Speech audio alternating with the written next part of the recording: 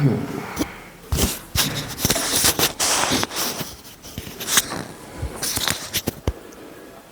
भीम, नमस्ते, आदाब, सत श्री अकाल साथियों, जय भीम, जोहार। तो साथियों, आज जो हम आप सबके समक्ष में लेकर आए हैं वो है प्रकृति चांडाल। ये पुस्तिका का आपको दिखलाएंगे। आज उसके विषय में जानकारी लेंगे। प्रकृति चांडाल कौन थी और उसने अपना जीवन किस तरह जिया, क्योंकि इतिहास में ऐसे ऐसे नायक हुए हैं जो हमें प्रेरणा देते हैं। प्रकाशकीय दो शब्द मैं आपके सामने पढ़ता हूँ।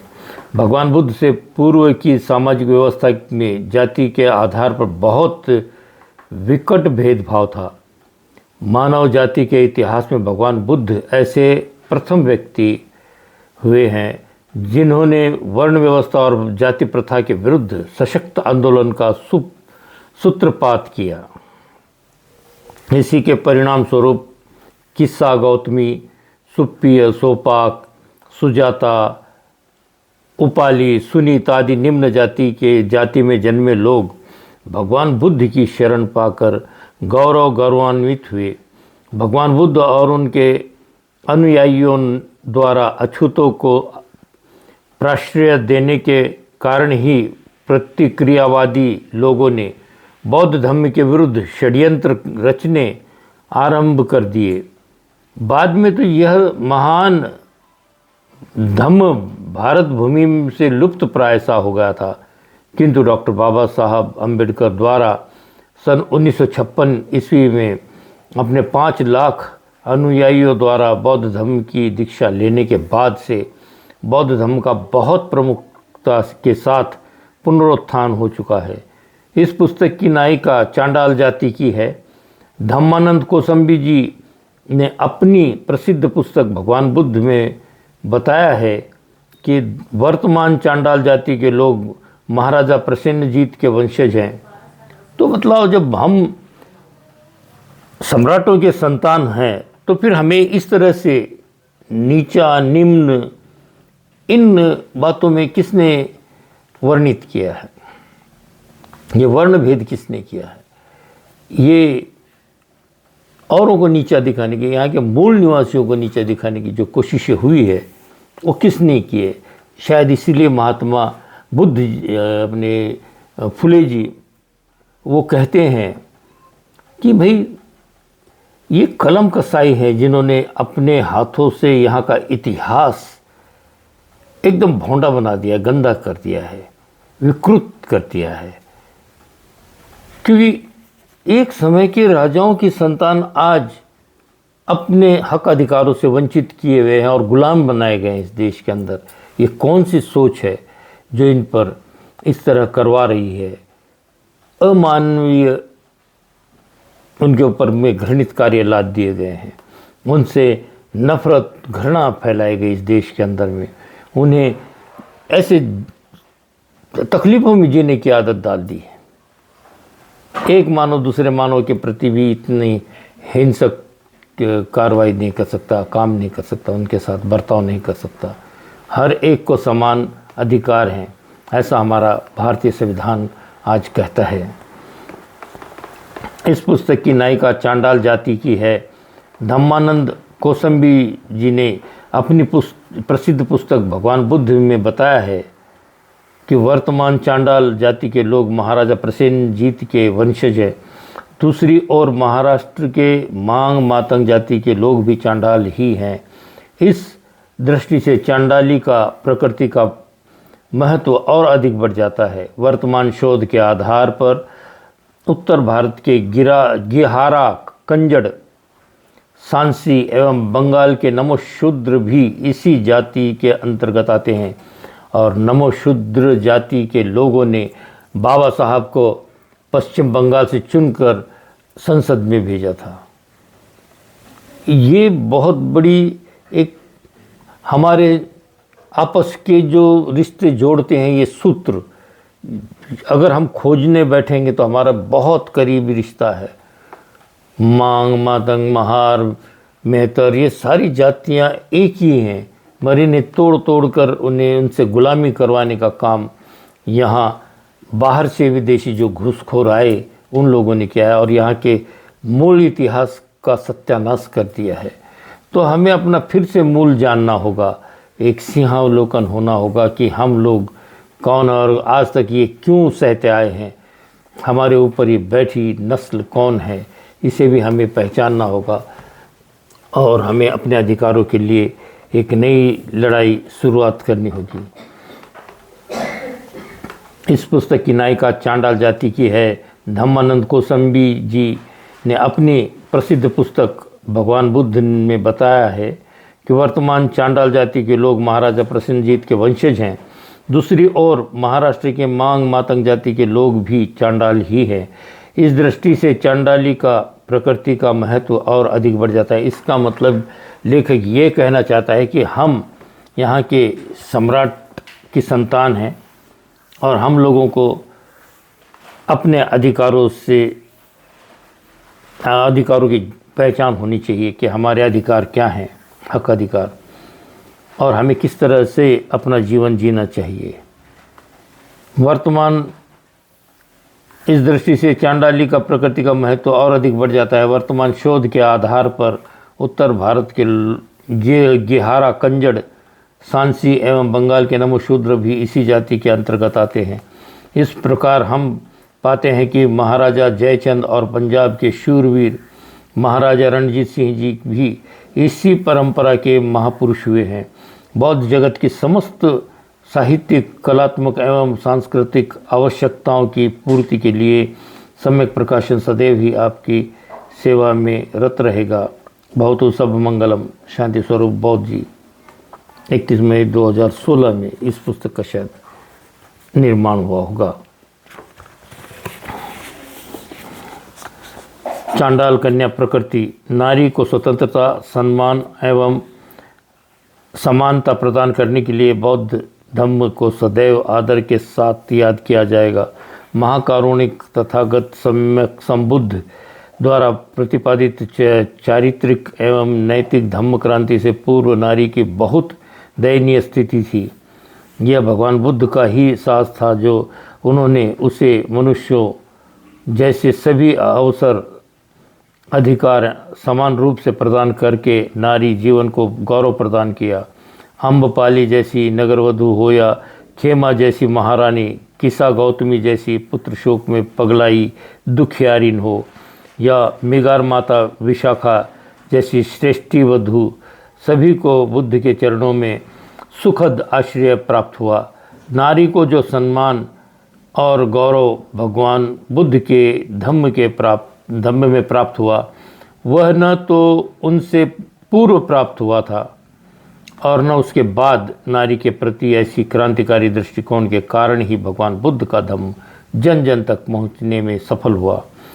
भगवान बुद्ध के समय में एक नादान चांडाल कन्या थी जिसका नाम था प्रकृति। वह आनंद थेर पर अपनी जान लुटा बैठी, उसे अपना दिल दे बैठी थी। आनंद शीलवान थे, प्रज्ञावान थे, संयमी थे, अतः प्रकृति के व्यवहार से अनभिज्ञ थे। प्रकृति आनंद को प्राप्त करने के प्रयास में स्वयं को ही बौद्ध भिक्षुणी बना बैठी। इस प्रेरणादायी एवं शिक्षाप्रद कथा को हम यहाँ प्रस्तुत कर रहे हैं। बुद्धकालीन कौशल देश की राजधानी श्रावस्ती थी। सभी प्रकार के सुख साधनों से संपन्न इस नगरी पर महाराजा प्रसेनजीत का शासन था। सावत्थी श्रावस्ती, इसमें विचलित मत हो जाओ, एक ही है, सावत्थी और प्रसेनजीत। बहुत से शब्दों में पाली भाषा में अलग उच्चारण हो सकता है और हिंदी में अलग हो सकता है। सावत्थी और पसेंदी महाराज की कीर्ति चारों दिशाओं में दूर दूर तक फैली हुई थी। सावत्थी के घर घर में सुख और शांति व्याप्त थी। उनके राज्य में धनी लोग भी थे तो निर्धन भी, किंतु भूखमरी जैसी लानत बिल्कुल न थी। सावत्थी अपने समय का बहुत बड़ा व्यापारिक केंद्र भी था। दूर दूर से तथा दूसरे देशों के व्यापारी भी यहाँ सामान खरीदने का अपना सामान बेचने आते थे। सावत्थी अपने समय का बहुत बड़ा व्यापारिक केंद्र था। दूर दूर से तथा दूसरे देशों के व्यापारी भी यहाँ सामान खरीदने व अपना सामान बेचने आते रहते थे। सावत्थी का नाम सावत्थी क्यों पड़ा, इसके पीछे भी एक रोचक घटना है। देश विदेश के सौदागर सावत्थी के बाज़ारों में सामान खरीदने आते थे। जब व्यापारी बाज़ार में आते तो प्रश्न किया करते, यहाँ क्या क्या सामान है? किम भंड अस्ति। इस पर उन्हें उत्तर मिलता, सभी कुछ है, सब्बंग अस्ति। इसी उत्तर के आधार पर इस नगरी का नाम सावत्थी सब्बंग अस्ति अत्थि सब्बंग अस्थि पड़ गया और आगे चलकर संस्कृत भाषा में इसे श्रावस्ती कहा जाने लगा। देखिए, जब हम पढ़ेंगे तो हमें अपना गौरवशाली इतिहास बिल्कुल बिल्कुल हमारे सामने आएगा, फिर घूमकर चक्र के जैसे घूमता रहेगा कि हम कौन थे और हम आज क्या हैं, कि हमारी ऐसी हालात किसने किए। बुद्ध काल में सावत्थी का महत्व इसलिए भी बहुत अधिक बढ़ गया था क्योंकि तथागत बुद्ध ने अपने जीवन के 45 वर्षों में से 25 वर्षावास यहाँ के जेतवनाराम और पूर्वाराम में पूरे किए थे। बौद्ध धर्म के प्रचार प्रसार में भी सावत्थी का बहुत बड़ा योगदान रहा है।